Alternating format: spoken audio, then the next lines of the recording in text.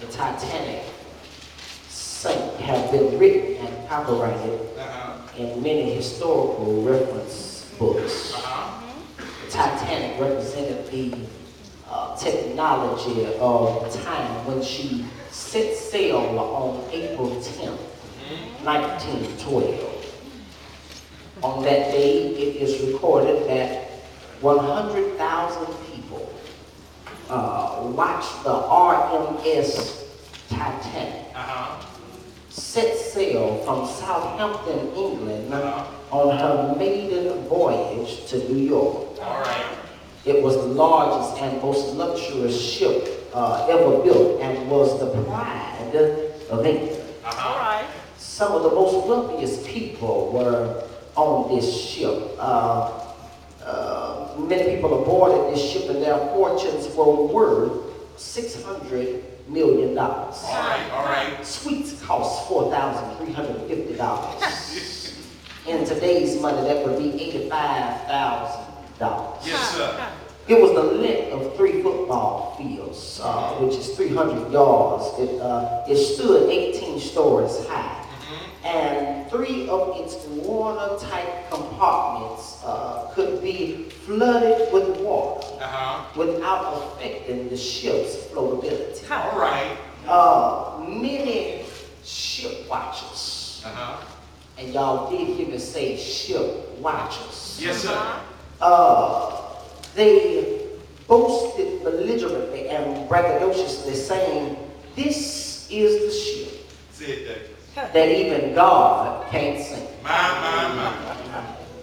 I hate to be the bearer of bad news, but however, 4 days later, yes, sir, as it was coasting at top speed, around 20.5 knots at 11:40 p.m., the Titanic struck an iceberg. Yes, sir. About 400 miles off Newfoundland, Canada, and less than 3 hours later, the unsinkable Titanic plunged to the bottom of the sea.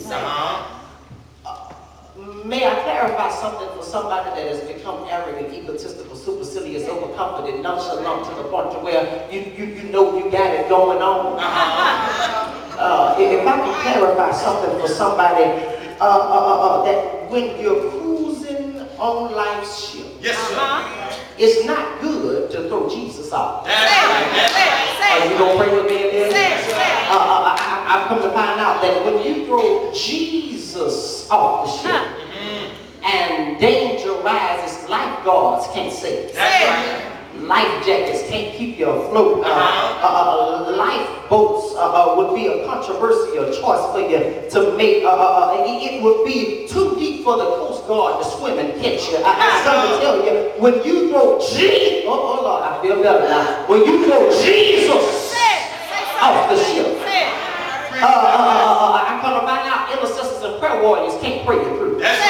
When you throw Jesus off the ship, the choir can't sing you into a shouting fit, and the preacher can't hoop you into a falling out frenzy. When you throw Jesus off the ship,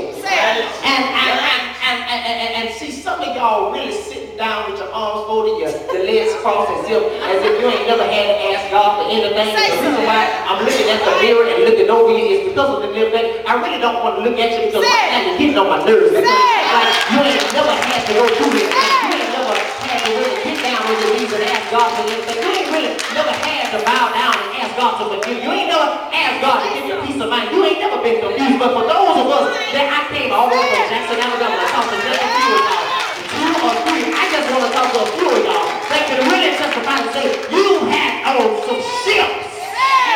You've been on some ships that have had you to cause and come to a situation the way you almost wrecked. I wish I had 1 or 2 witnesses right through that that can testify and say, you had to go through some things.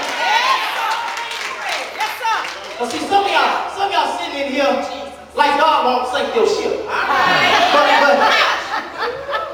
But see, y'all heard when I said that there were 3 compartments that could be overflooded with water. Yes, sir. The funny thing is, when the Titanic hit the iceberg, it didn't overflow the compartments.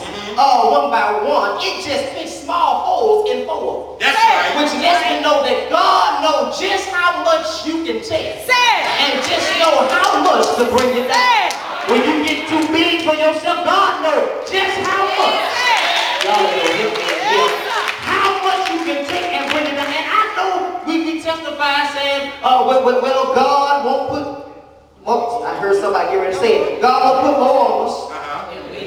Thank you, somebody, that we can bear. But I come to find out that's for folk that's bearing for Him. Y'all gonna with me here? That's for folk that's really bad. That's not for folk that obligate opposition on their own selves and overflow and overload themselves. That's for folk that really want to live holy. That's for folk that really want to live a righteous life. That's for folk that really want to be saved, sanctified, filled with the Holy Ghost. That's for somebody that really want to strive for perfection. That's somebody that really want to go through some things and know that you've overcome it. That's for folk that know for a fact that God is God and He's God alone. Because see, some of y'all, Lord Jesus, bless him, bless him, bless him. See, some of y'all looking around at other folk. Why you clapping your hands to Him? Why you? Because they got a story. And since this is Black History Month, I've come to find out you can't have everybody in your story, because when you look at history, break it down, it's high story. And it's some folk that can't handle your high story. Y'all gonna break me in here? Everybody can't handle it, because you can testify and say, I've been through the storm and rain, but God stood right beside me. I've had some heartache and pain, but God stood right beside me. You know what? Some of y'all still looking at me like y'all never had to go through anything. But if y'all don't mind, let me testify for me. I've had to go through some sickness. I was getting ready to leave here, but I can testify and say, God stood right there beside me. And I wish I had somebody in First Boston that can testify and say, you should have been dead and gone. You should have been sleeping in your bed. You should have gave up. You should have threw in the towel. But for some strange reason, God stood beside you, and that must be the reason why the songwriter said, when the storms of life are raging, Lord, stand. Y'all know what I'm talking about. Stand by me. Yes, sir. Oh, bless God. Jesus. For many of y'all, excuse me, that was my introduction. For many of y'all that know this story, pretty much know that Jesus, in the New Testament, is always the main character. He's the main narrator and topic of any story. And like I said, you should have a high story, because if Jesus in the story, you know it's high. That's right. Say it. When you look at this passage of scripture, for you all great Bible scholars here, great Dr. Kenneth here, you'll find out that this story began in, once again, Mark chapter 4, verses 35, and I'm concluding at 39. But you'll find out that in verse 35 it says, and the same thing, when the even was come, he saith unto them, let us pass over unto the other side. And when they had sent away the multitude, they took him even as he was in the ship. Yes, sir.